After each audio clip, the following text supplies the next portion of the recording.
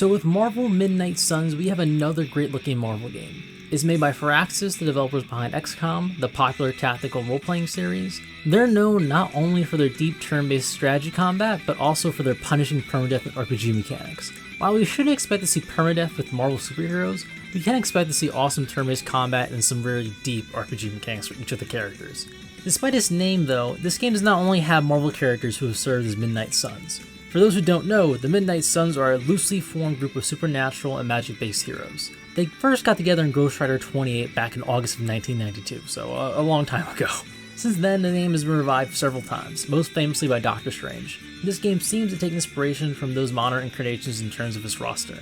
It makes sense considering Doctor Strange's habit of inviting his Avengers friends who feel out of place in the magic side of things. So far, we have 9 announced heroes from the X-Men, Avengers, and the Runaways, with the game confirmed to launch with 12 heroes in all. The heroes confirmed for the game are based on the supernatural and magic side of Marvel, and others are not. We should expect the last 3 of the 12 characters to be announced to be a kind of mix between magic and not, assuming the Hunter isn't one of the 12. There are 5 superheroes I think would be a perfect fit on the roster, and would love to see them added. 2 of them are Midnight Suns, and then there's one from each of the 3 teams. And even if they don't all make it, or as what's most likely none of them make it, they're still good as predictions for DLC to be added on later. Number 1 is Elsa Bloodstone of the Midnight Suns.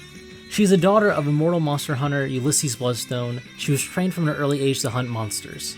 To make her tough, as a child her father threw her into a horde of great white sharks off the coast of South Africa. Suffice to say, she more than survived.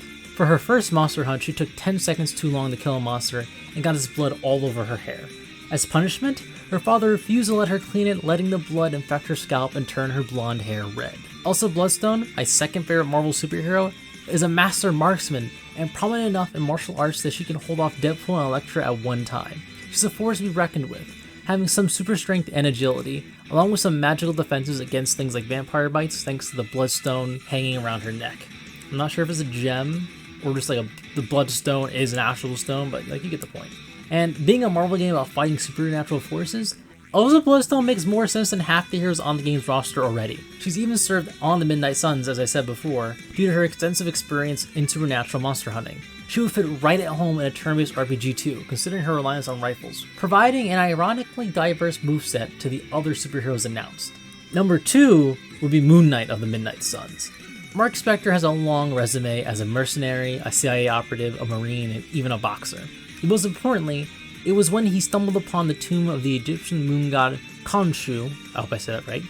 The moon god Khonshu offered him a second chance at life. By becoming Khonshu's avatar on Earth, he was resurrected with superhero abilities. Upon returning home, he invested his money as a mercenary to make a fortune and become the crime fighter Moon Knight. To better watch over people, he developed multiple identities, losing himself in them so well that in some comic runs he has multiple personality disorder. With Moon Knight, we have another Midnight Sun rep, known for his crazed style of fighting and violence. In several comics, it seems as if the madness of his mind can come out to consume those around him with the power of Khonshu. Moon Knight could bring not only another supernatural force to the story, but be a true wildcard on the game's roster. While he wouldn't be the only hand-to-hand fighter on this roster, his magical background could bring something new that other melee fighters like Wolverine and Captain America lack. Plus, like Elsa Bloodstone, it would be awesome for this game to bring in some lesser-known characters into the public conscience. Number 3 would be Black Panther of the Avengers. Now, King T'Challa needs no introduction. Everyone knows the Black Panther. There are parts of his origin, particularly the Black Panther's role as the King of the Dead and Warrior of the Goddess Bast, that will let him fill a lot of the same roles that Moon Knight can. Basically, he could bring in another supernatural element that could tie in with the themes of this game's story. Being that he's also a melee fighter who relies heavily on gadgets, I doubt we'd see Black Panther and Moon Knight both be one of the 3 characters added to the game, but if Moon Knight isn't to be added, and Firaxis is looking to add another popular Avenger, Black Panther would make a better choice over most mainstream heroes for the game. Number 4 is LSD, Lucy in the Sky, Carolina Dean from the Runaways. So if Firaxis feels it has enough Avengers on the roster, which it does already in my opinion, another Runaways rep to join Nico Maru could be her girlfriend Carolina Dean.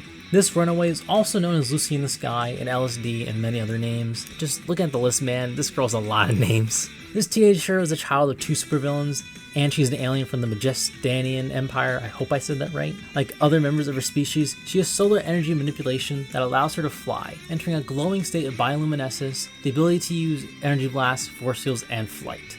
While these powers sound a whole lot like Captain Marvel's moveset, Carolina could stand out if Firaxis leans into her use of light. As the only character other than Doctor Strange known for making force fields, she could be a defensive character on the roster. This would let her play counter to Captain Marvel. Not to forget that her design is drastically different from everyone else on the Midnight Suns roster, and has a much needed visual diversity to the game. Plus, among all the Runaways, as Nico Miro's girlfriend, she's already confirmed to have a more interesting dynamic, another confirmed character, at least more so than the other Runaways. Number 5 is Mirage, Danny Moonstar of the X-Men. Rather than add anyone in the awesome classic X-Men, why not continue the trend of introducing new young characters to a wider audience with their games? Between Kamala Khan and Avengers, and this game already having both Nico Miru and Magic, I believe Danny Moonstar of the New Mutants would be an inspired choice. Also known as Mirage, Danny Moonstar is a Native American of the Chine Nation. When her powers manifested beyond her control, it was her place on the New Mutants that allowed her to control her ability to manifest illusions. She does it specifically by combining two powers, telepathy and empathetic illusion casting. With them, she's able to make wide groups of people see illusions ripped directly from their dreams or nightmares.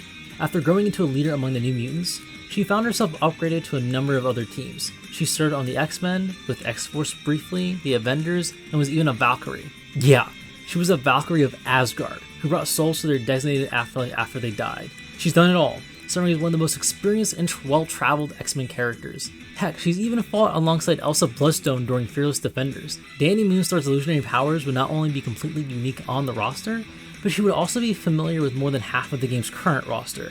If Firaxis wants to add another X-Men to Midnight Suns, Mirage is the perfect choice. What do you think of my recommendations? Do you think they're reasonable picks for Midnight Suns, or are some of them just pipe dreams? I'm really excited about this game, and I can't wait to play it when it comes out in March next year. Here's hoping it doesn't get delayed. Sound off in the comments below, like and subscribe, check out the channel's website, and let me know who the last 3 heroes of Midnight Suns should be.